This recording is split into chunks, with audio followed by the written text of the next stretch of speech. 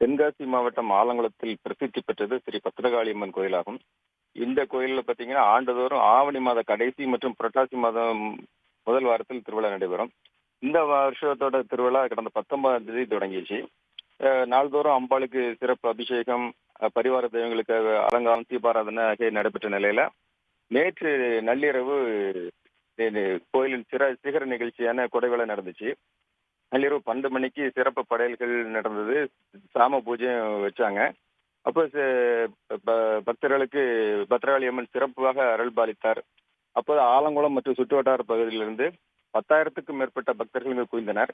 அதாவது பெண் பக்தர்கள் ஏராளமானோர் சாமி அருள் அருள் பக்தி பரவசத்தோடு ஆடினாங்க. அதை தொடர்ந்து வழக்கமா எல்லா கோயிலையும் பார்த்தீங்கன்னா பொங்கல், புளியோதரை, தயிர் சாதம், லெமன் சாதம் இந்த மாதிரி பிரசாதம் தான் கொடுப்பாங்க. இந்த கோயிலில் பார்த்தீங்கன்னா கடந்த ஒரு 3 வருஷமாகவே வித்தியாசமா செய்யணுங்கிறதுக்காக போன வருஷம் பரோட்டா சன்னா மசாலா கொடுத்தாங்க. அதுக்கு முந்தைய 2 வருஷம் சப்பாத்தி மசாலா கொடுத்தாங்க.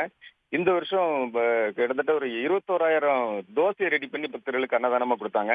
இது தமிழ்நாட்டில் எந்த கோயிலும் இல்லாத அளவுக்கு இது சிறப்பாக இருந்ததுன்னு பக்தர்களும் நிகழ்ச்சி ஏற்பாட்டாளர்களும் சொன்னாங்க. இது கிட்டத்தட்ட ஒரு 350 கிலோ அரிசியை வச்சு தயார் பண்ணி கிட்டத்தட்ட 20க்கும் மேற்பட்ட சமையல் கலைஞர்கள் இந்த தோசை ரெடி பண்ற வேலையில 2 நாளாவே ஈடுபட்டிருந்தாங்க. மாவு அரைக்கிறது, தோசை ரெடி பண்றது அப்படின்னு. அதுபோக கம்மகமக்கும் சாம்பார், சுட சுட தக்காளி சட்னி இந்த 2ம் ஸ்பெஷலா வச்சு அவங்களுக்கு பக்தர்களுக்கு கொடுத்தது. இப்போ ஒரு வெளியூர்ல இருந்து வந்த பக்தர்கள் மத்தியில இது வித்தியாசமா பார்க்கப்பட்டது. இந்த தோசை, தக்காளி சட்னி, சாம்பாரை பக்தர்கள் சின்னவங்கல இருந்து பெரியவர்கள் வரைக்கும் போட்டி போட்டு வாங்கி சுவைச்சு சாப்பிட்டாங்க.